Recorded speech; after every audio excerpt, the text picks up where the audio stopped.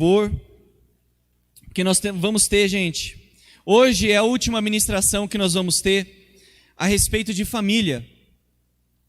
Hoje é a última ministração que nós teremos a respeito de família.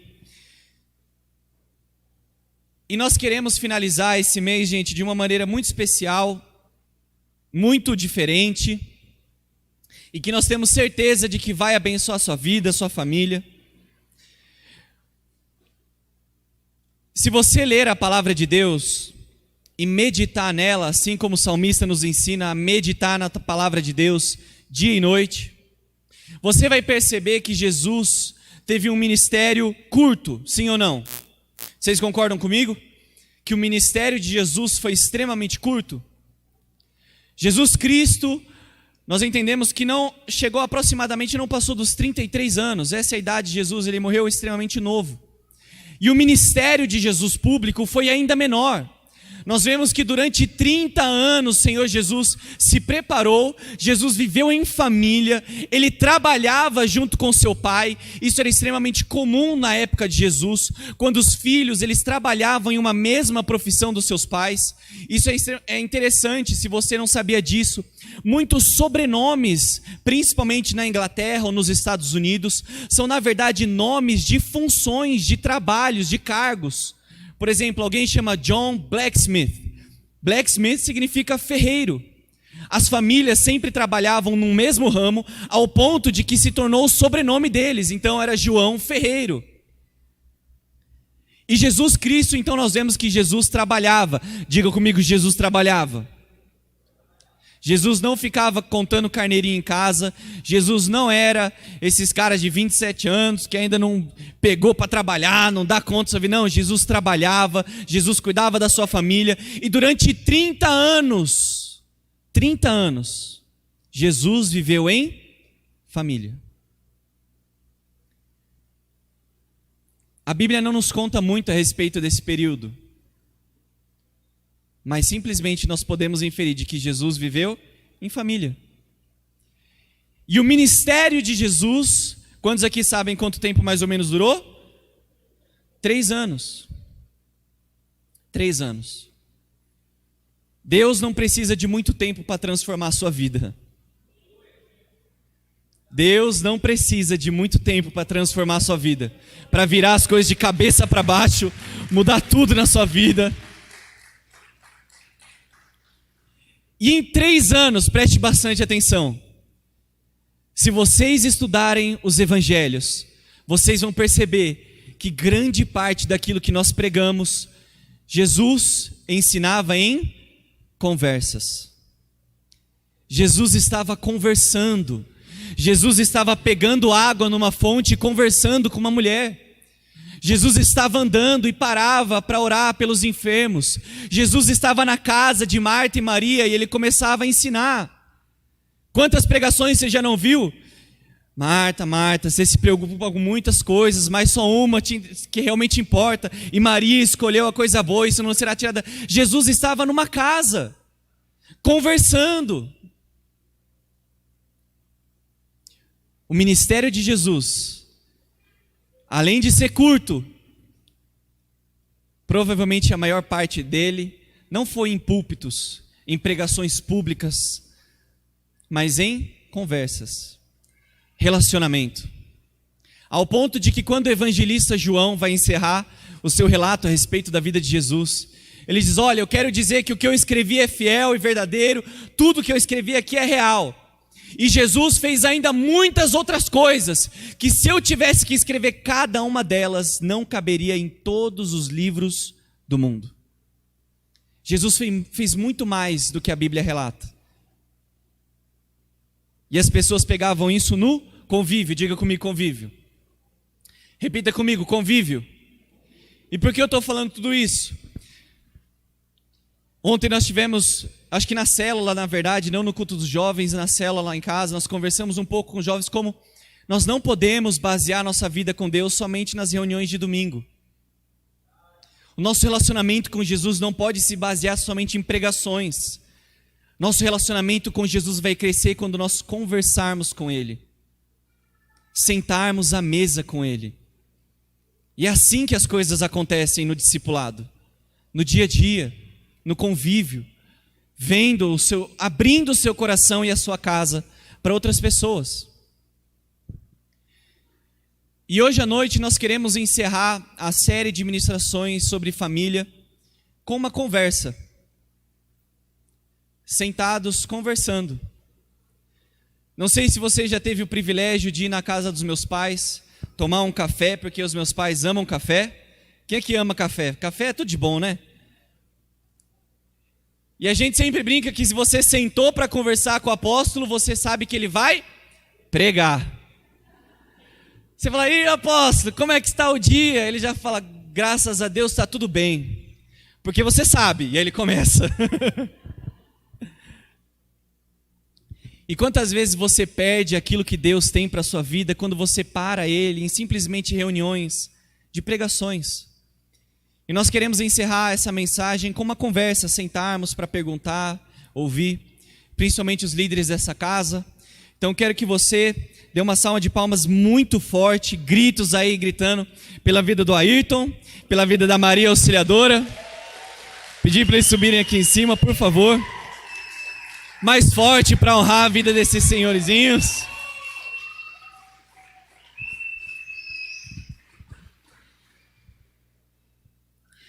E hoje à noite a gente vai disparar perguntas na vida desses dois. Quando eu estava conversando com eles, eu falei assim, se preparem. Então eu quero que você nesse momento abra o seu coração para aquilo que Deus vai fazer hoje à noite. Quero que você crie expectativa. Quantos aqui estão animados para saber o que vai sair daqui? Aleluia. Então uma coisa que deveria ter, que vocês poderiam pensar para colocar bem na casa de vocês, também colocar aqui na frente da igreja, para sentar com esses dois, sentar com o apóstolo, sentar com ela, pegue já o seu caderninho, porque vai sair coisa boa. E é verdade, gente, sentando para conversar com meu pai, você sempre prega, não é? Sim, senhor.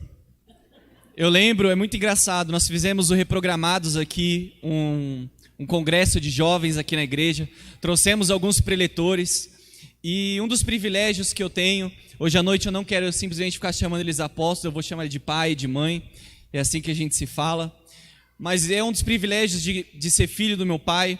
Eu vim aqui atrás, enquanto um dos preletores estava sentado conversando com eles, e vou proteger o nome da pessoa, mas aqui em cima estava todo mundo, a gente ouvindo a pessoa pregar, assim, como o jovem diz, pagando um pau, assim, ó, sabe? Ai, meu Deus! Aí lá atrás eles sentaram e meu pai começou a falar, e começou a pregar. E esse preletor, que todo mundo falou, meu Deus! Aí ele falou assim, desculpa, eu posso gravar isso, por favor? Você pode repetir, por gentileza? Ele colocou o gravador e botou para meu pai e falou assim, repete tudo, do começo. Então eu quero agradecer por vocês terem aceitado. Já pedi algumas vezes para fazer isso, mas vocês aceitaram hoje. E eu tenho certeza de que todo mundo que senta para conversar com vocês, aprende, tira algo. E como família vocês podem ensinar, já tem me ensinado muito como jovem casado. E hoje à noite nós não vamos simplesmente falar sobre casamento. Então se você ainda não se casou, se você tem o desejo de casar, se você é recém-casado, casado há muitos anos, eu quero que você abra o seu coração para ouvir, porque uma das frases que é tão interessante é que o inteligente aprende com seus próprios erros, mas o sábio aprende com o erro dos outros. Então talvez, eu não sou casado ainda. É agora que você deve estar anotando, se preparando, porque um dia você vai ser casado e com certeza você vai precisar do que esses dois têm para dizer. Então, primeiro, boa noite para vocês dois, né? Boa noite. Vocês estão animados? Estão preocupados com as perguntas? Não, tranquilo. Preparados? Então, gente, para o pessoal da igreja online, ou talvez você que esteja aqui, nós não vamos poder pegar todas as perguntas, mas todo mundo que está aqui no online, na igreja online, eu vou pedir para você mandar suas perguntas, e eu vou escolher uma para fazer para os apóstolos. Então se você quer, já mande aqui as suas perguntas para eu fazer para eles. E eu quero começar hoje à noite já com tudo, para a gente não perder tempo. Uma das coisas que muitas pessoas reclamam quando vêm na igreja, talvez não são pessoas constantes na igreja, elas veem tudo como se todo mundo fosse perfeito. E todos nós somos pecadores. E muitas pessoas que vêm na igreja reconhecem isso, mas parece que está todo mundo muito bem, todo mundo é muito santo, e a pessoa se fecha. E parece que falta, às vezes, honestidade da gente dizer, olha, somos todos pecadores, todos nós temos dificuldades, todas as casas têm problemas, todos os filhos respondem ao pai, não é verdade? E eu queria que vocês abrissem um pouco para todos nós. Se vocês já tiveram crises e momentos difíceis no casamento de vocês, e como vocês lidaram com as crises? Muitas famílias têm crise financeira, com uma dificuldade de conseguir um emprego, ou crise na criação dos filhos, ou mesmo brigas dentro do casal. Como que vocês lidaram com as crises do casamento de vocês?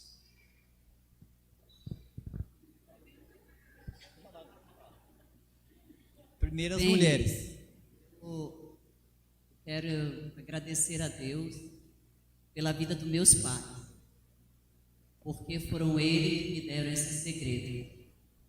Eu aprendi muito com a minha mãe a ser uma mulher que honra a Deus. Então eu já levei isso para a minha vida familiar. Respeito e também honrar, não colocar as minhas razões, as minhas certezas, mas colocar o amor de Deus em primeiro lugar. Então eu aprendi a amar, né? Aprendi a respeitar, aprendi a me calar, e minhas orações sempre foram essas, mesmo nas circunstâncias, diante das dificuldades mesmo. A minha oração sempre foi: Pai, me ensina a falar nesse momento, me ensina a responder a essa questão, me ajuda a responder a essa situação, né, de desemprego, às vezes, de situações apertadas financeira, às vezes com relação a filho, às vezes com relação à vida conjugal, sempre. Então eu tive esse respaldo de Deus, de sempre pedir conselho e sempre orar, sempre procurar responder conforme Deus colocava no meu coração. Muitas vezes nem era do jeito que eu queria, né? Às vezes eu não queria me calar, às vezes eu queria responder, mas eu me calava, né? Porque Deus mandava eu me calar, mesmo não querendo. Então, e com isso a gente adquiriu muito respeito entre si. Acho que o Eric pode dizer isso, não é porque coisa, mas tanto ele, né, como as meninas aprenderam isso. Eu aprendi bem fácil. Para ser mãe, tem que ter filhos. Então, o filho tem que entender que ele tem uma mãe e que ele tem um pai. Nem tanto o pai tem que se mover na direção do filho para cuidar, mas o filho precisa saber que ele tem uma mãe, que ele tem um pai, a quem ele pode confiar, né, que ele pode ir. O esposo, ele tem que ter uma esposa que possa confiar. A Bíblia nos ensina sobre isso. Então, eu aprendi, até mesmo com relação à igreja, só se é discipulador se tem discípulo. Se a pessoa se porta como discípulo, eu sou discipuladora, né? É igual como Jesus diz, as ovelhas o quê? As minhas ovelhas ouvem a minha voz. Então, só é esposa aquela que ouve a voz do marido. Só é filho aquele que ouve a voz do pai e da mãe. Então, foi isso que eu procurei ensinar muito bem para vocês. E também procurei ser para com a Ayrton.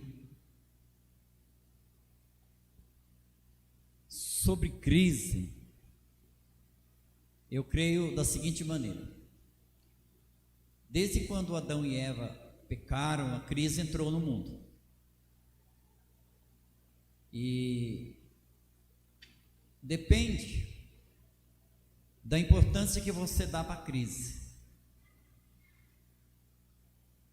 Porque às vezes nós valorizamos aquilo que não deve ser valorizado, e aquilo que deve ser valorizado nós não valorizamos. Como eu sempre digo, o passado é tão forte quanto você permita que ele seja. E eu não tenho como falar de crise se eu não falar com uma mente de reino, com uma mente que Deus me deu através depois da conversão. Então, antes de eu ter Jesus, a crise, eu vi ela de uma maneira totalmente diferente do que eu vejo hoje. A minha família, ela é muito mais importante do que qualquer crise. Ele nunca aceitou que houvesse gritaria dentro de casa. E crise, eu vejo assim que faz parte de um processo de aperfeiçoamento. Então, como está no Salmo 127, se Deus, em vão trabalha, se Deus não edificar a casa. Então, o fundamental de família, você que está aqui, você que está online, você que principalmente ainda que vai casar, o fundamental é Deus em primeiro lugar. Deus em primeiro lugar. Então, a vida, eu vejo ela como uma escola. Alguns dias você é professor e todos os dias você é aluno. Então, você tem que se posicionar de uma maneira a aprender com aquilo. E todas as coisas cooperam para o bem daqueles que amam a Deus. Então, crise para mim é um detalhe, não é a história. A história é Deus, minha família, meus sonhos, meus projetos. Seria isso. Mas toda família tem crise, sim. Como você disse, toda família tem crise. E como você falou, muitas vezes é difícil você ter o fruto do Espírito, principalmente nos momentos de raiva.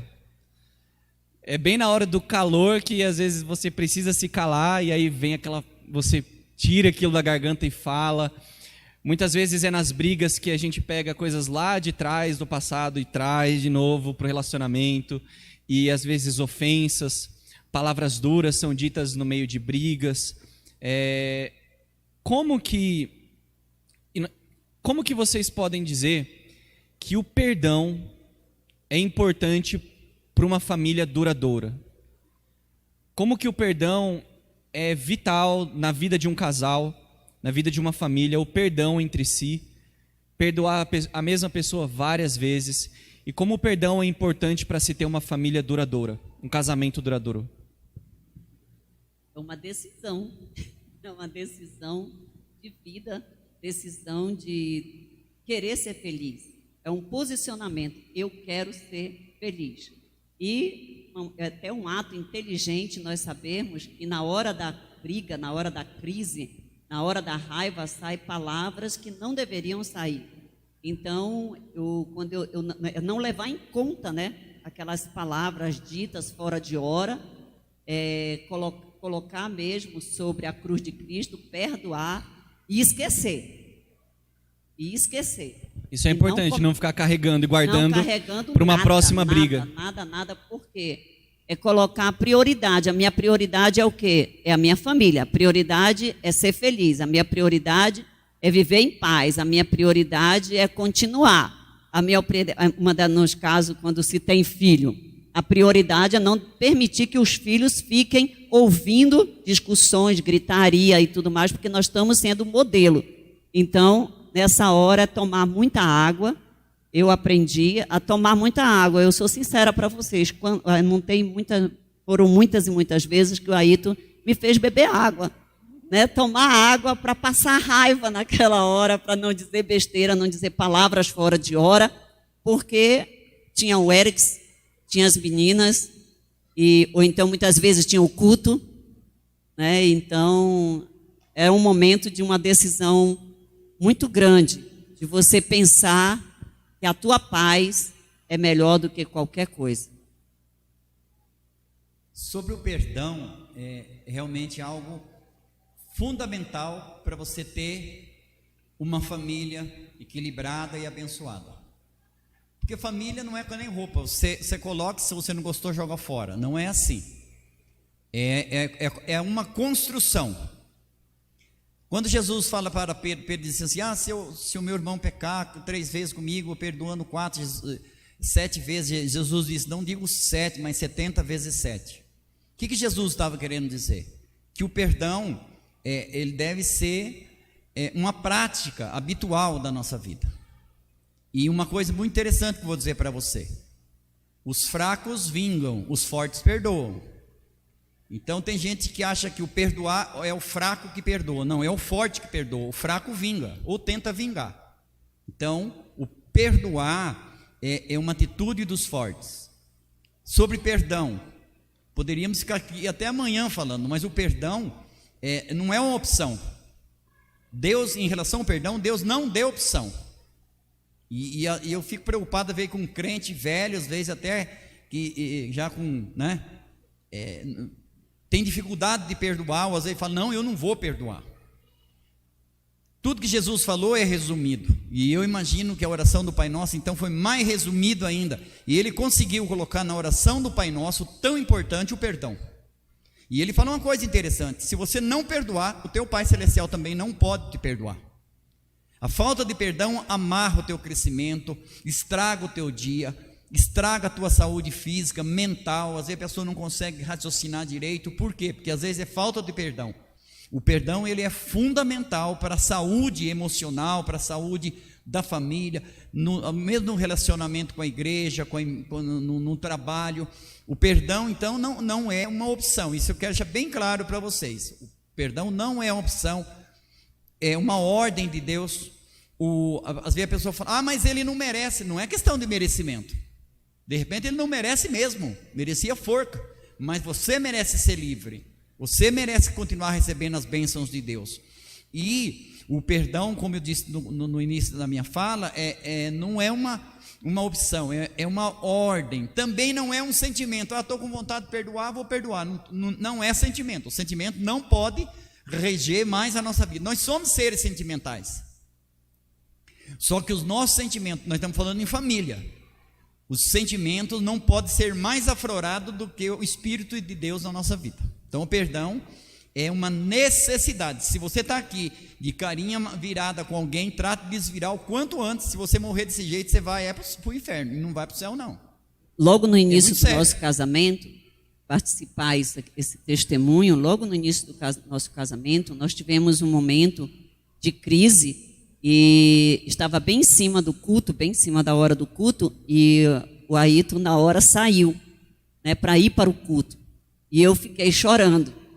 Ele não chegou na esquina, e ele teve uma experiência espiritual de ver um rosto, né, sorrindo, dando gargalhada, e naquela hora ele voltou e veio até mim, né, e disse bem assim, eu não dou um passo sem você, nós vamos sair daqui, você vai me perdoar e eu vou te perdoar, nós vamos para o culto porque nós temos um Deus para adorar e nós temos um amanhã para viver. Eu nunca esqueci isso em toda a minha vida, em toda a minha vida.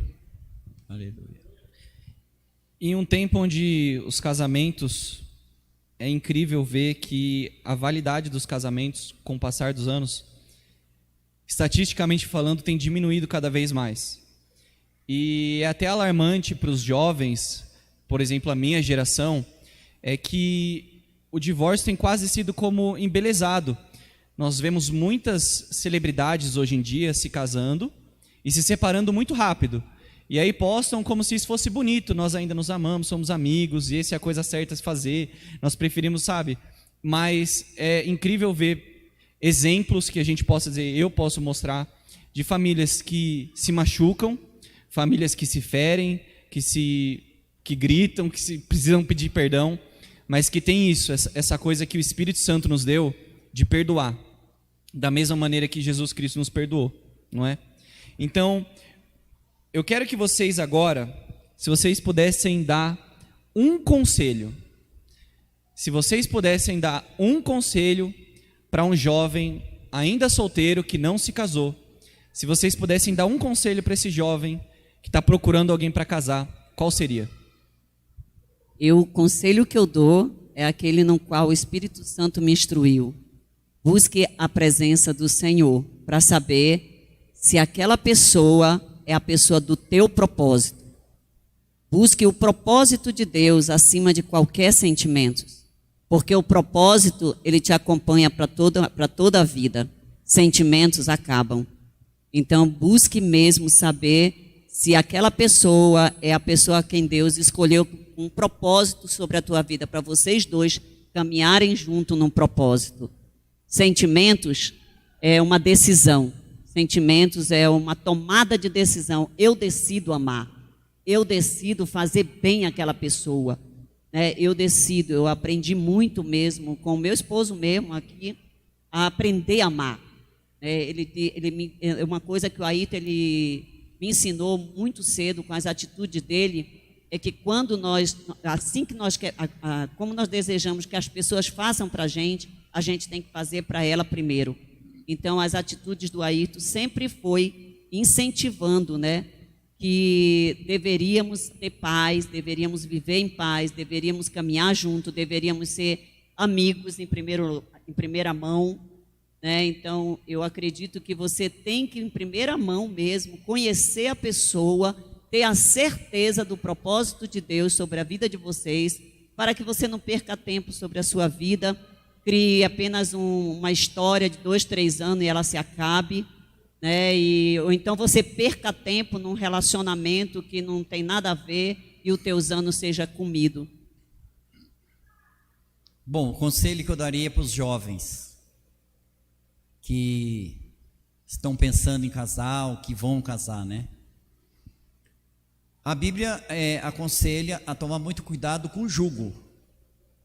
2 Coríntios capítulo 6 fala sobre o jugo desigual.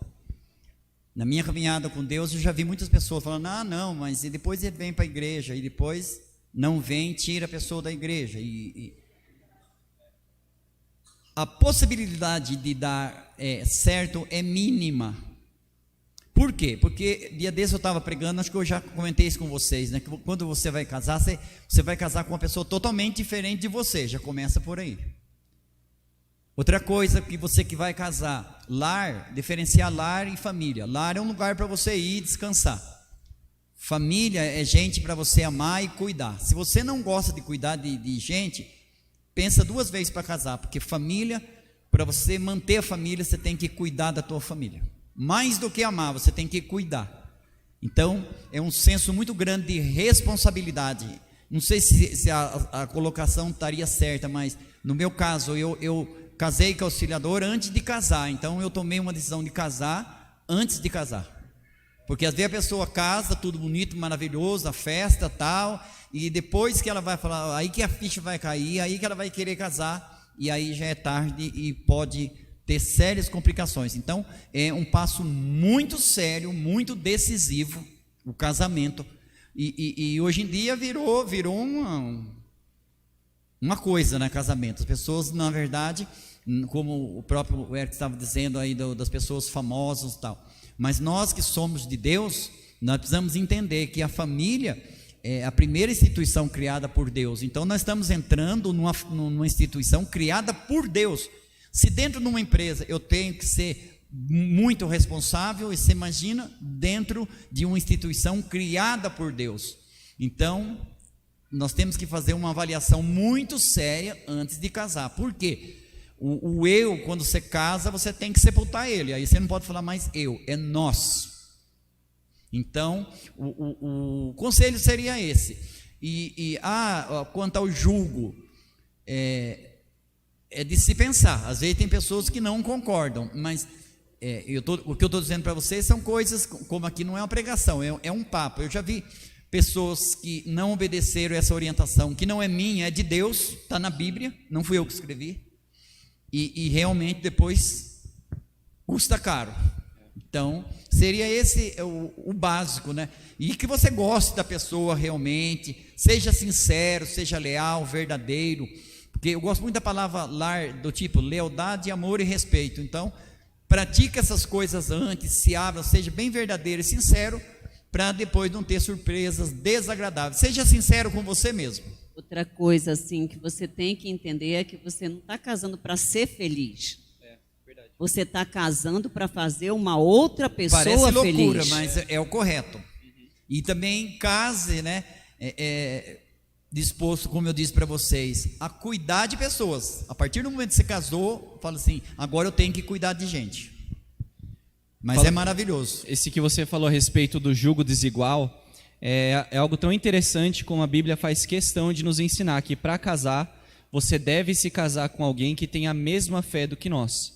O povo de Israel, nós vemos várias vezes Deus se irando com o seu povo quando eles se casam com pessoas de outras culturas. Lembra Sansão? Nós vemos que sim, Deus abençoou muitos casamentos que aconteceram assim. Sim. Mas uma frase que me marcou muito, eu me lembro que como jovem já me relacionei, vocês puxavam a minha orelha, mas um dia, eu não me lembro qual foi o pregador, mas essa frase nunca mais saiu da minha mente, de que relacionamento não é campo missionário. Para todos os jovens que querem se casar, eu gosto de alguém, mas ele não é da igreja, mas ele é tão legal, ele é tão gentil. Relacionamento não é campo missionário. Os jovens não devem buscar, vocês que são pais também, sempre ressaltar isso. Olha, filho, pai, eu estou gostando de alguém, estou gostando de uma menina. Acho que, como você falou, uma das primeiras perguntas que como pais devem fazer para o filho: qual igreja ela vai? Quem que é o pastor dela? Como que é o relacionamento dela com Deus? Como que ele é na igreja dele? Se ele é constante? Porque relacionamento não é campo missionário. Verdade. Não pode entrar nessa, mas eu converto ele. Como você disse, vocês têm mais experiência em ministério, a maior parte das vezes é a pessoa, né, que leva embora.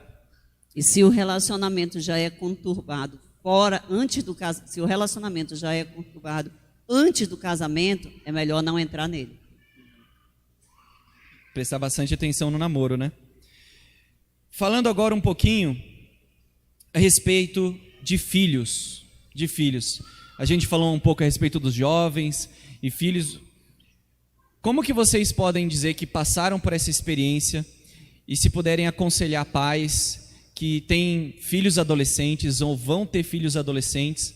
Eu sei que eu fui muito difícil, muito problemático na minha adolescência, dei trabalho para vocês, sei disso, mas como que vocês aconselhariam a pais a conseguir se conectar com seus filhos? Principalmente hoje em dia, como a internet faz os nossos filhos se conectar com todo mundo, mas o pai e a mãe têm dificuldade de tirar algo do seu filho.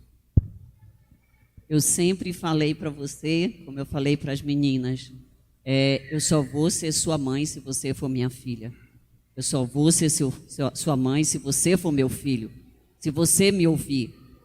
Você tem que saber que em mim você tem uma pessoa a quem você pode confiar.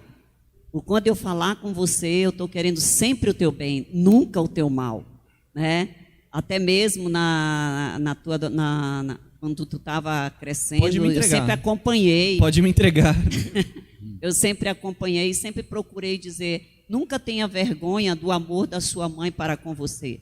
Eu dizia, porque você para mim vai ser sempre o meu filho amado, mesmo casado, mesmo tudo.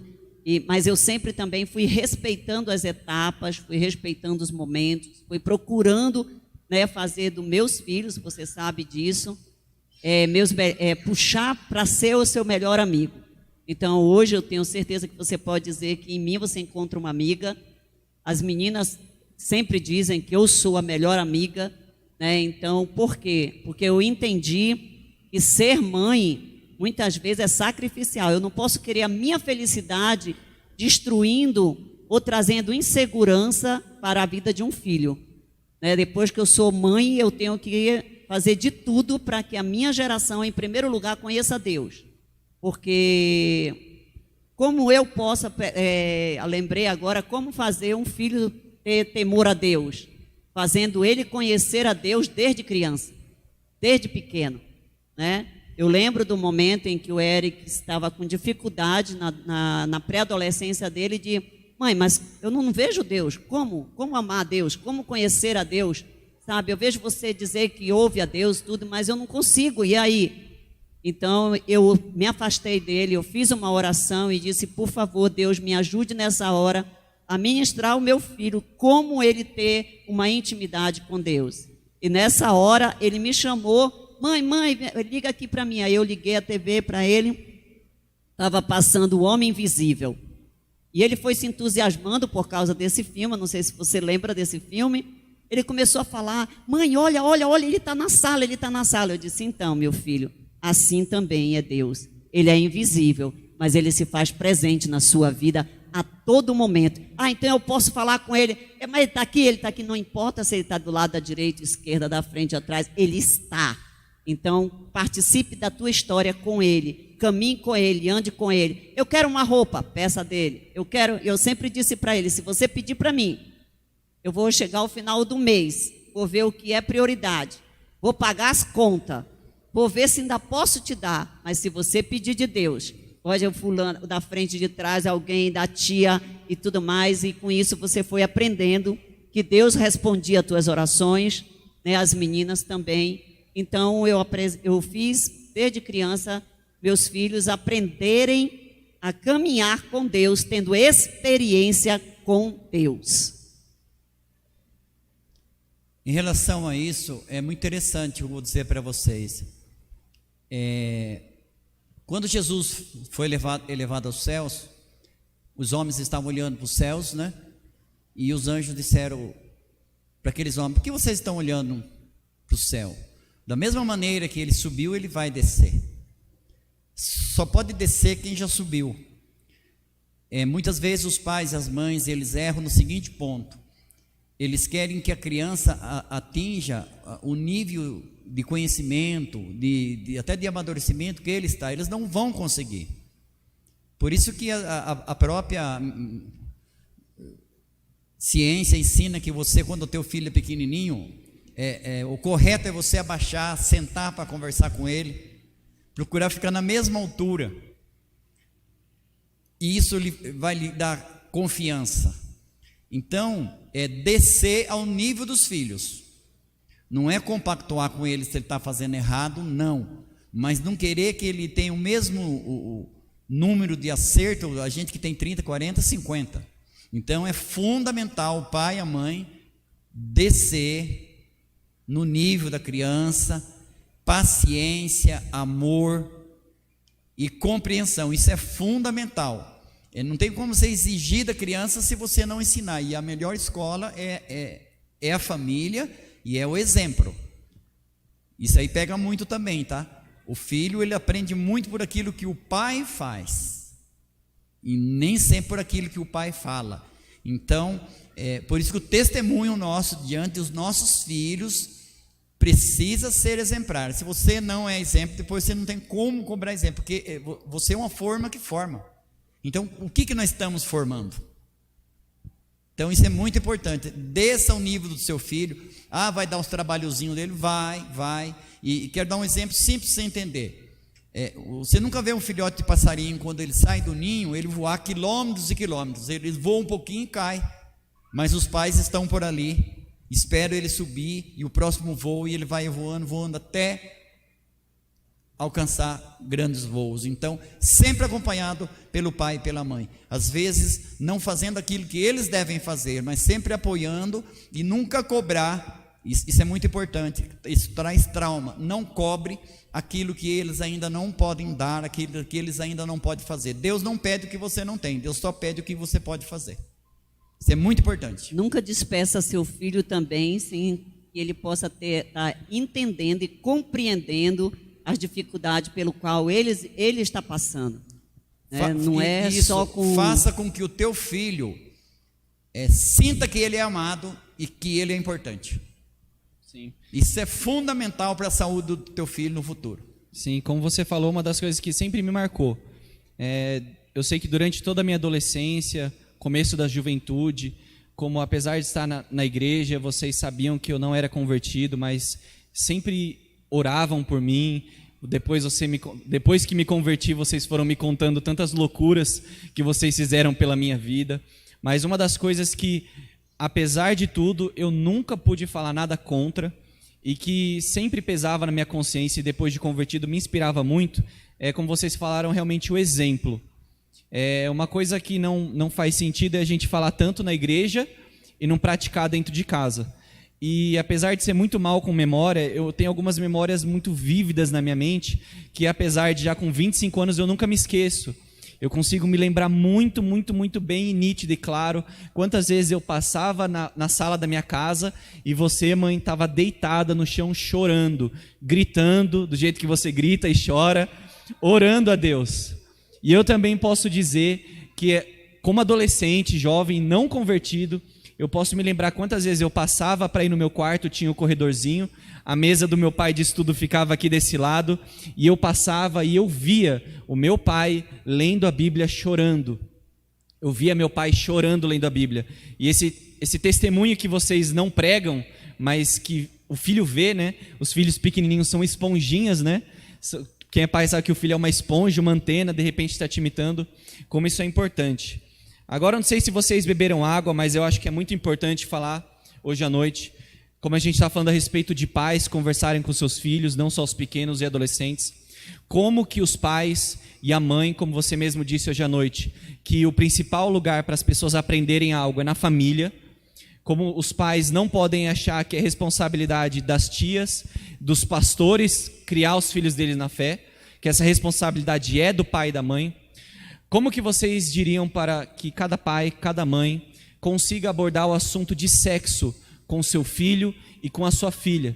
Esse tema que às vezes se torna tanto tabu que os adolescentes aprendem tudo que é a respeito de sexo na internet, em sites pornográficos, na escola, com os amigos, mas não com os pais, porque talvez tenha alguma trava. Então, se vocês pudessem dar alguns conselhos bem práticos de como um pai e uma mãe pode falar um pouco com seus filhos a respeito de sexo.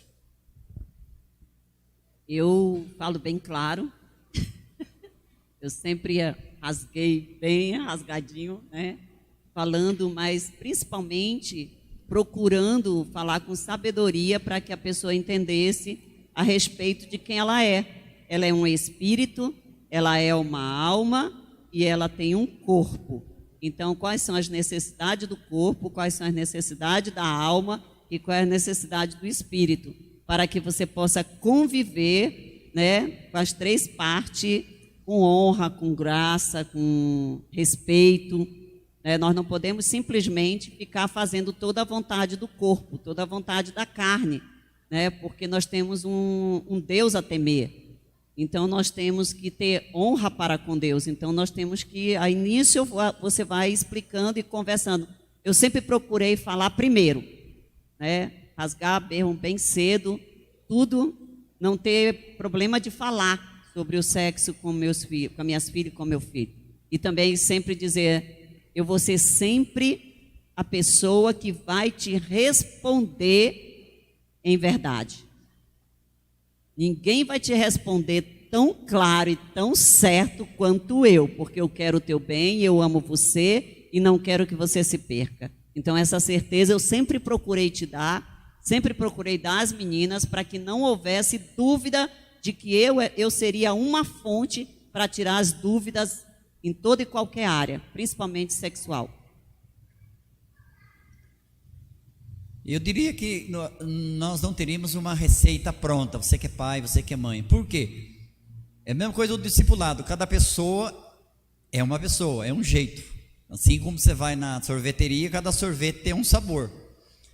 Tem aqueles que são mais afoitinhos, são aqueles que são mais devagar um pouco, tal. Então, o pai e a mãe que está de perto, que acompanha, com certeza tem muito mais conhecimento para na hora correta e ser verdadeiro.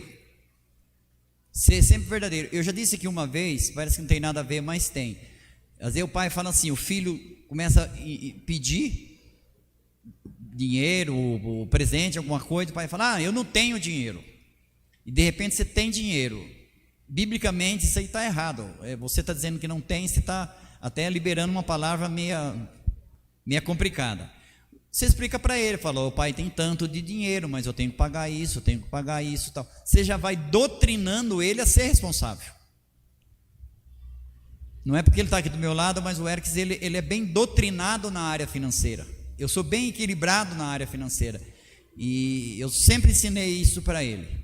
Então, sobre a sexualidade, você tem que ser verdadeiro, não mentir ou não querer tapar o sol com a peneira, e sempre criar um relacionamento que eu procuro criar com as minhas filhas e com meu filho. Eu sempre disse, pai, eu vou ser para o resto da vida, o bom ou o mal eu sou teu pai, e o bem ou o mal você é meu filho e minha filha. Vamos ter um relacionamento de amigo? Então eu tenho meu filho e as minhas filhas como amiga, mais do que filho, amiga, onde você pode confiar e se abrir até um para com o outro. Esse relacionamento. Por quê? Lá em a última palavra do Velho Testamento, que Malaquias fala, virá aquele que converterá o coração do pai ao filho e do filho ao pai. É ter os corações convertidos. É criar um relacionamento de confiabilidade. Porque hoje é muito difícil você confiar numa pessoa. Então, quando o filho, o adolescente, depois futuramente o jovem, ele encontra um relacionamento de confiabilidade, o Erickson, ele não tem dificuldade nenhuma de me procurar, às vezes que ele ficou fora do país, às vezes que ele ficou fora do estado, de me ligar, de conversar, pai, me ajuda nisso, está acontecendo isso, tal. Então, e essas ligações, nem sempre é a ligação de um filho para um pastor, para um apóstolo, ou para um pai, mas para um amigo. E eu prezo muito esse relacionamento de amigo, porque se teve uma coisa, a única coisa que Jesus sentiu falta na terra foi de amigo. Então, que você seja amigo dos teus filhos, e teus filhos serão teus amigos. Teus filhos serão os melhores amigos de vocês, pode ter certeza absoluta disso. Lançaram uma pergunta aqui, lendo algumas perguntas rapidinho, a gente já vai encerrar. Mãe, quando você se converteu, você imaginava ou você pensava de que hoje você teria toda uma família vivendo no ministério?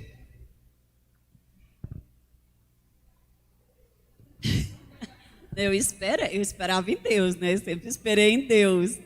Mas a minha decisão foi essa mesmo, ao me casar, de deixar a direção de Deus, né? Aquele que edifica a casa. Se o Senhor edificar a casa, ninguém vai perecer, né? Então eu procurei mesmo sempre buscar conselhos em Deus, gente. O Espírito Santo fala, o Espírito Santo dá conselho, o Espírito Santo dirige, o Espírito Santo nos dá a intuição do que é certo e do que é errado. Então, eu procurei ser a esposa que Deus queria que eu fosse para com o Ayrton. Ele me ensinou a respeitar o Ayrton como sacerdote, né? Também tem me ensinado a ser mãe e não deixar de maneira nenhuma a minha prole ir para o inferno, né? E ultimamente o meu cuidado já não é mais nem com minhas prole. A minha dificuldade, a minha questão hoje já é com os filhos das minhas filhas e depois será com os filhos do meu filho. Então, até 1000 gerações eu quero meus filhos, a minha descendência toda na presença de Deus. Enquanto vida eu tiver, eu vou estar clamando. Não foi fácil a experiência que eu tive de levar a Nani para Jesus, não foi fácil levar a Dani para Jesus, não foi fácil levar a Erickson para Jesus, apesar de que eu sempre lá em casa foi assim, o Erickson é machinho, então eu empurrava muito, né, para o Ayrton, mesmo assim ele participando das meninas também, mas eu sempre empurrei muito para o Ayrton, no caso dele ser homem, ele ser menino, ele teria que aprender a ser homem, então é contigo, amor, aconselha, fala, puxa para perto, e as meninas deixa comigo, que eu puxo para perto, eu chamo. Então, sempre foi assim, muita parceria, né, amor? Sempre nós tivemos muita parceria, muita mesmo. Era até engraçado que em casa a gente tem... O único grito que você aprendeu, né, ouviu dentro de casa foi: eu te amo, né? Ele tem mania mesmo, é uma coisa engraçada. Pozinha, aí eu grito: oi, penso que é alguma coisa, te amo, né? Aí eu também aprendi com ele, né, a expressar meu amor. Então eu grito também, Pozinho, aprendi com ele. Aí ele: oi, eu te amo. Então, quando está saindo, quando está entrando, quando está passando por perto, né, o tempo inteiro, eu acho que tanto elas como eles viram, né, a gente sempre com carinho um para com o outro, sempre mostrando amor um para com o outro, e nós dois juntos sempre procurando mostrar a vida de Deus nas nossas vidas, para que a gente conseguisse, né? Então, com toda dificuldade, eu louvo a Deus. Eu não consigo, eu sou uma mãe coruja, eu sou uma mãe apaixonada, e quando eu vejo meus filhos, eu agradeço a Deus por ter participado de todas as etapas, de todas as etapas, né? Até os momentos de dificuldade, os momentos dos erros, né? Às vezes, principalmente por ser filho de pastores, vinha a cobrança sobre eles, mas eu procurava tirar todo o peso e dizer o seguinte, sempre disse para você, antes de ser filho de pastor, você é nosso filho, da Auxiliadora e do Ayrton, e nós vamos estar com você. Vamos estar com você em todo o seu tempo de despertar, em todo o seu tempo de maturidade, dar força, dar ânimo, dizer, ir atrás, buscar, clamar, chamar para perto, né? Perdoar também, né? Aconselhar, tá? Em todo momento. Então, eu louvo a Deus. Hoje, quando eu vejo o Nani caminhando com as amigas, quando eu vejo o Nani, entendeu, superando, eu só tenho a dizer obrigado, Senhor. Quando eu vejo o Erics ministrando da maneira jovem, da maneira, entendeu? Eu só tenho que dizer obrigado, meu Deus, obrigado, e incentivar. Eu sou a mãe que está sempre incentivando, e você sabe disso. Isso aí. Eu vou querer responder, e a gente já vai encerrar. A gente recebeu uma pergunta a respeito de qual foi a maior ou melhor experiência com o Espírito Santo que já tiveram em família. E eu acho que um dos dias que foi mais marcante para a minha vida, eu lembro isso muito bem, foi um tempo difícil, um tempo de crise, e a gente teve algumas brigas lá em casa, algumas palavras que a gente falou um com o outro, que feriu, mas eu me lembro muito bem que depois de um tempo, cada um foi para o seu canto, ninguém estava se falando, e eu não lembro muito bem quem começou, todo mundo se chamou, aí a gente se reuniu ali na sala. Aí a gente pediu perdão um para o outro, mas principalmente a gente orou como família. Eu lembro aquele dia a gente pegou, deu as mãos, fez um círculo na sala. A Cacau, nossa cachorrinha, veio aqui para o meio do círculo e a gente começou a orar. E depois que a gente orou, a gente se abraçou, pediu perdão um para o outro. E eu me lembro que assim, aquele dia marcou a minha vida, sabe? Eu lembro que depois que a gente orou, fez as pazes, o clima lá em casa melhorou. Eu guardei aquilo para mim de como um dia eu queria ter a minha família. E sabia que ia ter brigas, sabia que talvez eu e minha esposa ia brigar, mas que depois de um momento de briga, mas de reconciliação, a gente pudesse orar junto, sabe? Selando a paz dentro de casa, para que o inimigo fosse envergonhado através da nossa conduta. E eu gostaria de encerrar então nossa conversa, principalmente agradecendo como filho, em nome de talvez muitas pessoas aqui que já se inspiraram em vocês, o testemunho que vocês dão, não somente pregando, mas com a vida de vocês, eu podendo falar com uma vista privilegiada, já vivendo com vocês durante muitos anos, agradecer por vocês darem esse exemplo, não somente falar sobre família, defender família, mas viver família, sabe? Todas as vezes em que eu pude ver você chorando, mãe, orando pela nossa casa, eu me lembro muito bem no dia quando eu ainda muito pequeno, não sabia entender, mas que a Dani tinha saído de casa. Houve um tempo onde meu pai precisou ser o homem e literalmente jogou as coisas da Dani fora de casa. E eu era pequeno, mas gostava muito de conviver com ela, mas eu me lembro muito esse dia que eu vi a senhora chorando, orando, e eu como criancinha do seu lado, orando com a senhora. Também agradecer ao meu pai, que é um exemplo de homem para todos nós, de um homem íntegro, fiel, constante, que é um pai. Agradecer todas as vezes em que eu me lembro, estava no meu quarto e você gritava, Erics, e eu sabia que você ia me obrigar a ler a Bíblia, você fazia eu sentar, fazia eu abrir a Bíblia, me fazia ler e ainda me fazia pregar para o Senhor. Mas não somente isso, nos momentos em que você me obrigava, mas em que eu via você, eu vi o Senhor lendo a Bíblia, eu vi o Senhor chorando, o Senhor com toda essa altura, todo mundo sabe que é um homem chorão, mas vi o Senhor poder dizer que a gente vê isso, não somente pregando, mas vivendo família, e eu sei que vocês abençoam muito a mim, a minha esposa, mas também muitas famílias aqui.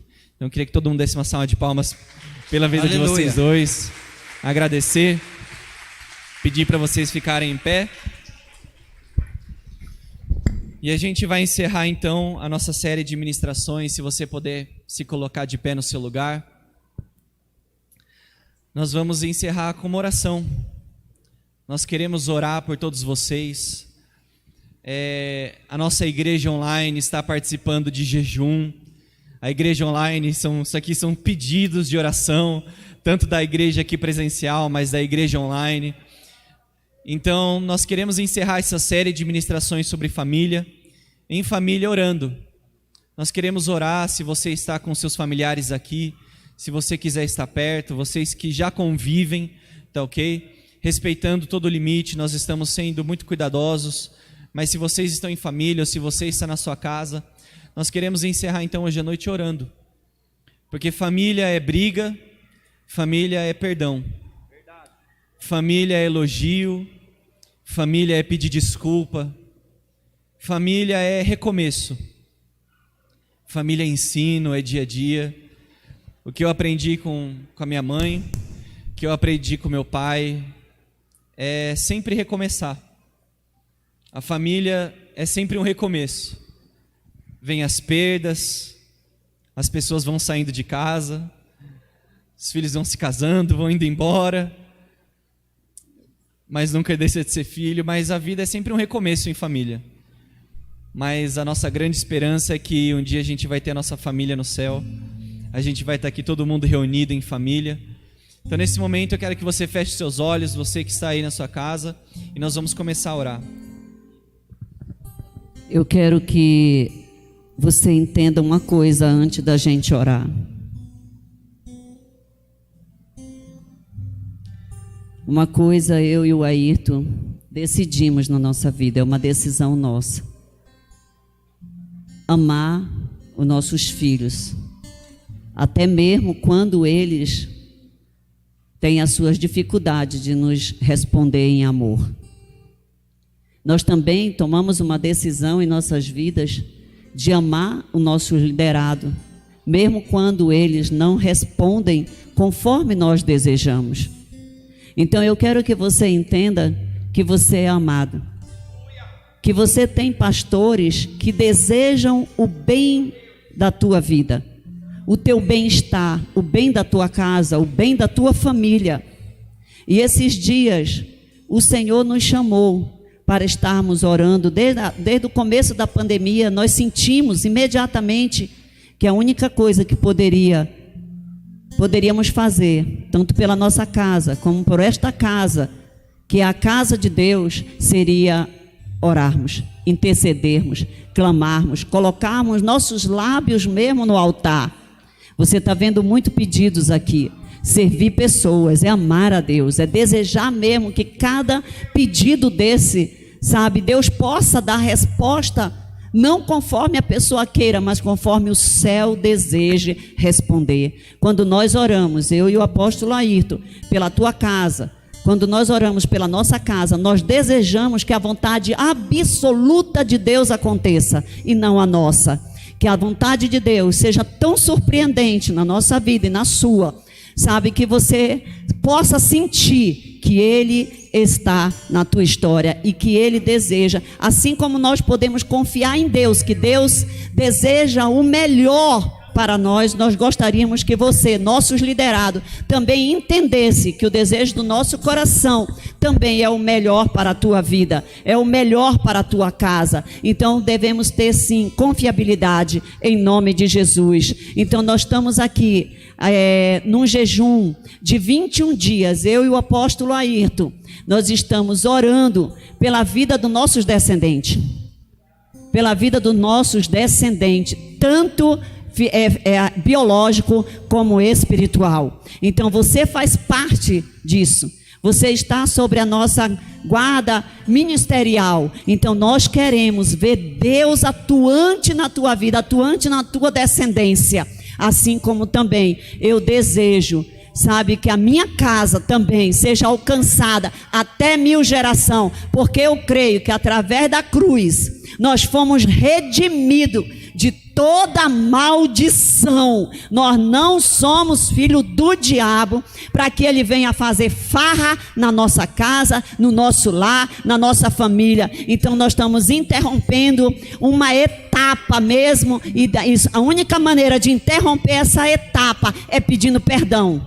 é pedindo perdão dos nossos pecados, pecado dos nossos antepassados, dos nossos próprios pecados e do pecado da nossa nação, para que uma maldição seja completamente coberta pelo sangue de Jesus, e eu, você, a minha descendência e a tua descendência possa caminhar até 1000 gerações conhecendo o Senhor nosso Deus e não ir para o inferno, em nome de Jesus. Eu quero que você feche teus olhos agora. Eu quero que você feche teus olhos agora e deseje ser instruído pelo Senhor. Você que é solteiro, eu gostaria que você já orasse pela tua família. Oh meu Deus, em nome de Jesus, em nome de Jesus, Senhor, Tu nos constituísse em família. Meu Deus, foi o Senhor, meu Deus, foi o Senhor. É o Senhor que tem edificado a nossa casa. É o Senhor que tem edificado a nossa casa. Por isso eu posso te adorar, por isso eu posso te louvar, por isso eu posso erguer a voz em agradecimento, porque eu tenho feito teus feitos, Pai. Meu Deus, em nome de Jesus, obrigado, meu Deus, porque o Senhor me ensinou a amar o meu leito conjugal. Obrigado, Senhor, porque o Senhor me ensinou, meu Deus, a amar, meu Deus, o Ayrton, meu Deus, de que nós casamos até o dia chamado hoje. Obrigado porque o Senhor me ensinou a amar minhas meninas, amar o meu filho, e também agora o Senhor me ensinou a amar os meus genros. O Senhor me ensinou a amar a minha nora. Pai, eu quero te agradecer, eu quero te louvar, meu Deus, porque o Senhor tem me ensinado, tem colocado no meu coração amor pelos meus netos, Pai. E assim também o Senhor tem me ensinado a amar meu ministério, a amar, meu Deus, os filhos, meu Deus, dos meus liderados, meu Pai, dos discípulos pelo qual o Senhor tem colocado sobre a minha mão. Pai, em nome de Jesus, Pai, sopra, doce Espírito Santo, toma o controle, assim como Tu tomou o controle, meu Deus, da minha casa, da minha família, meu Deus, assim como Tu tomou o controle do meu útero, Pai, meu Deus, toma o controle, Pai, do útero, meu Deus, deste ministério, dessas famílias, Pai, em nome de Jesus, Pai. Abre os céus agora, ouve os choros, ouve os gemidos, ouve a respiração, ouve, Pai, o clamor, meu Deus, aleluia, aleluia. Continue orando pela tua família. Você serve um Deus da restauração, você serve um Deus da graça, você serve um Deus do perdão, você serve um Deus da vida, você serve um Deus da família. Pai, em nome de Jesus, Deus, nós abençoamos essas famílias que estão aqui na nave presencial, aqueles que estão ligados, Pai, também pela internet, meu Deus, aqueles que vão depois participar, Pai. O Espírito Santo que dá forma, o Espírito Santo que cria harmonia e traz alegria, Pai, que através da Tua palavra, Deus, através da ação do Teu Espírito, Pai, os frutos do Espírito, meu Deus, sobressaiam em todos os lares. Que haja saúde física, que haja saúde mental, que haja saúde moral, que haja saúde financeira, saúde espiritual, que a Tua graça, meu Deus, que é perfeita, meu Deus, envolva todos, oh Deus, no manto, Deus, da paz, da alegria, meu Deus. Oh Deus, renova a nossa esperança, a nossa fé, a nossa força, e somos fonte, nós não somos cisternas. Sim, Deus, após nós só bênção, meu Deus. O Senhor disse para Abraão: em Ti muitas famílias serão benditas, e eu digo, meu Deus, que através dessas famílias muitas outras serão abençoadas, e eu declaro, Deus, que todas as famílias que estão aqui, Pai, são do Senhor Jesus, Pai, foram resgatadas na cruz do Calvário pelo sangue do Cordeiro Imaculado, Deus. E eu oro, meu Deus, é no nome, Pai, daquele que morreu, ressuscitou, e aquele que vem por nós, meu Deus. Eu declaro, Pai, os maridos, Pai, capacitados a cuidar das esposas e dos filhos, as mães habilitadas para cuidar dos maridos e dos filhos, e os filhos, Deus, crescerão com o coração convertido ao Pai, porque o coração do Pai está convertido ao Filho. Deus, essa igreja é família, e este é o mês da família, este é o ano da família, Pai. Como Josué, nós declaramos: eu e a minha casa serviremos ao Senhor, eu e a minha casa serviremos ao Senhor, eu e a minha casa serviremos ao Senhor. Oh Deus, nós abençoamos, Pai. Aleluia. Senhor Jesus, nós oramos pela vida dos adolescentes, dos jovens, das crianças da nossa igreja. Pai, eu oro para que nenhum deles venha se perder, Senhor Jesus. Pai, eu oro para que o Senhor venha guardar os caminhos dos pequeninos, Pai. Que em nome de Jesus venha haver reconciliação entre os pais e os filhos e os seus pais. Pai, nós oramos para que a comunicação seja sadia, Deus. O linguajar seja, Senhor, santo, para que o nosso inimigo venha a ser envergonhado, Pai, pela nossa conduta. Pai, eu oro para que venha haver cada vez mais reconciliação nos casamentos, Deus. Eu oro para que as pessoas que estão aqui, talvez se segurando, se apegando à vontade de estar certo, que elas venham abrir mão desse direito pela saúde da sua família, Deus. Eu oro para que no nosso meio a gente não seja apegado em estar certo, mas a gente se apegue, Senhor, ao perdão, à misericórdia que o Senhor demonstrou por nós. Deus, que as famílias não venham viver em guerra, mas que a paz do Senhor seja a companheira de cada lar. Nós oramos, Jesus, que a tua paz que o Senhor deixou para nós, não como o mundo oferece, venha a ser com a vida de cada lar, cada família da nossa igreja, Deus. Que o Senhor dê estratégias aos pais e às mães para alcançar os seus filhos e conversar com eles. Nós oramos, Deus, pelas amizades das crianças. Nós oramos pelas amizades dos adolescentes, Deus. Que o Senhor venha guardar cada jovem, cada menina de se envolver com amizades erradas, cada menino se envolver com círculos errados, Deus. Em nome de Jesus nós oramos. Como família nós não controlamos o mundo, mas servimos ao Deus que é dono de todas as coisas. Por isso guarda os nossos filhos, guarda as nossas filhas nas escolas, Senhor. Guarda nas creches, Deus. Que eles venham ser acompanhados dos teus anjos poderosos em batalha. Nós oramos, Deus. Sabemos que o trabalho apenas começou. Talvez a série de mensagens tenha acabado, mas o trabalho está apenas começando, Deus.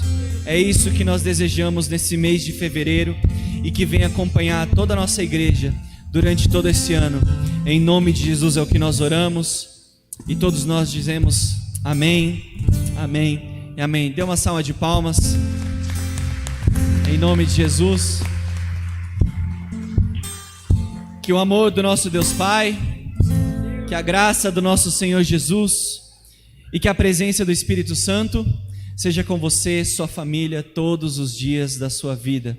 Que você vá em paz, que Deus te abençoe, você que nos acompanha online, e nós nos vemos na quarta-feira, no domingo, e vá com Deus, Deus abençoe todos vocês.